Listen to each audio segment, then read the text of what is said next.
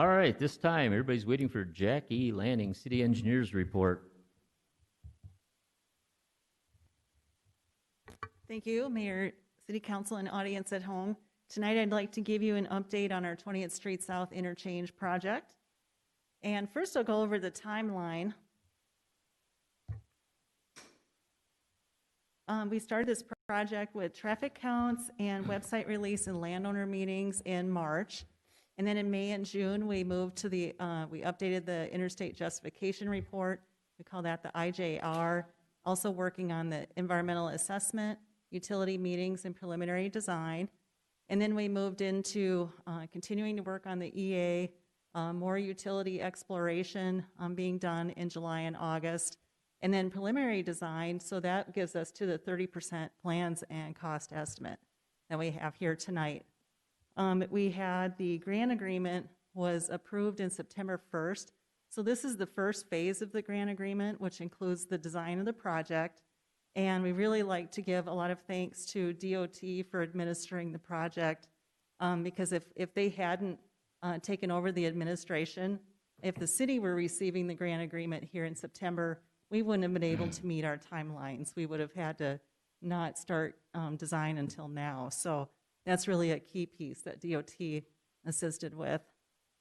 And then in September and October, one of our key tasks is to release the draft EA on our public online meeting. And so we'll have a pre-recorded presentation on our website, and then we'll have the EA document also posted on the website. And that'll be posted for a 30-day public comment period. And then we'll be finalizing the right-of-way and then also finishing more plan design. And then in November and December, we want to meet with landowners. And so what we'll do is use part of the draft EA document as exhibits to meet with the landowners and show them the preferred alternative. And then we would get to the 60% plans and cost estimate. And then finally, early next year, moving into finalizing the plans, purchasing right-of-way, purchasing our wetland mitigation, and then our 90% cost estimate. And then we anticipate we would be having the bid letting in September of 2021, and then start construction in 2022, and then finish in 2023. And normally this is a 4-year time frame, all those tasks, and we're accomplishing those in about a year and a half timeline. And again, that's due to the grant proposals or restrictions in the grant.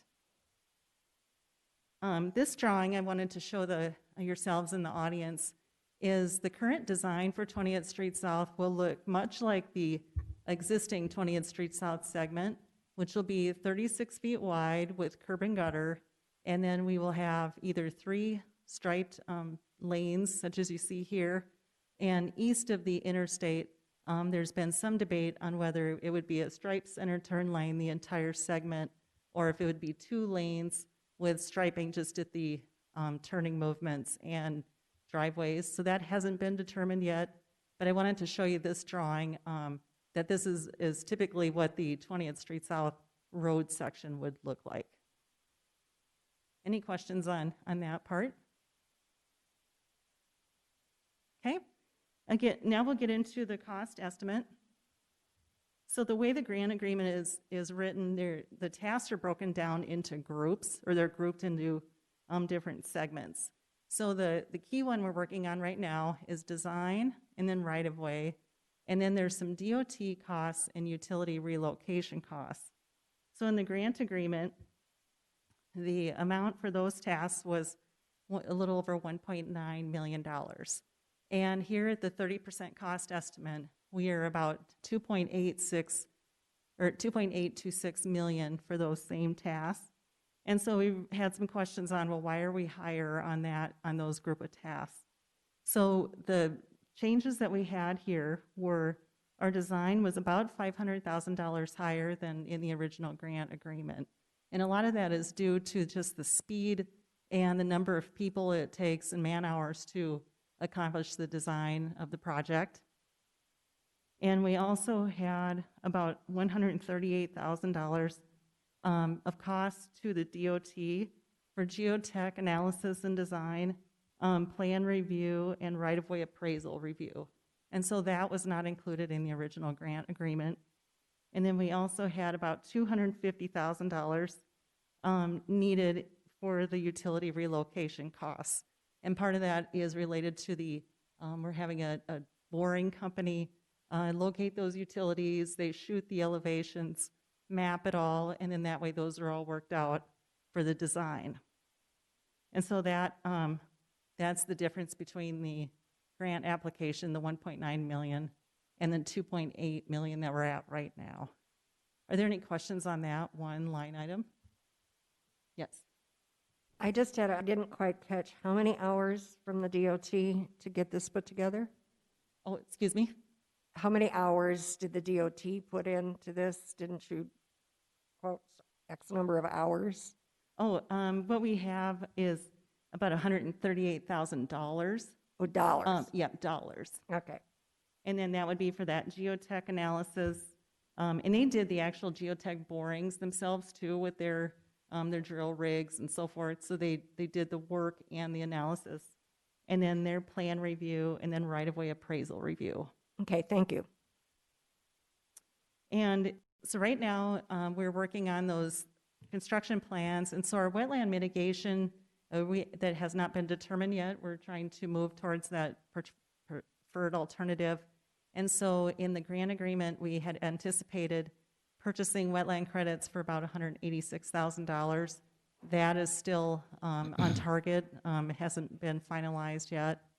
The DOT construction administration costs in the grant agreement were $1.6 million, and they haven't offered us what that price would be at this time, so we're assuming we're on target there with the $1.6 million.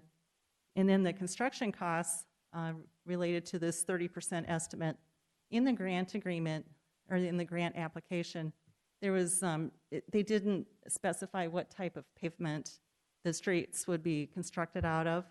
And so we have some discussion of asphalt versus concrete.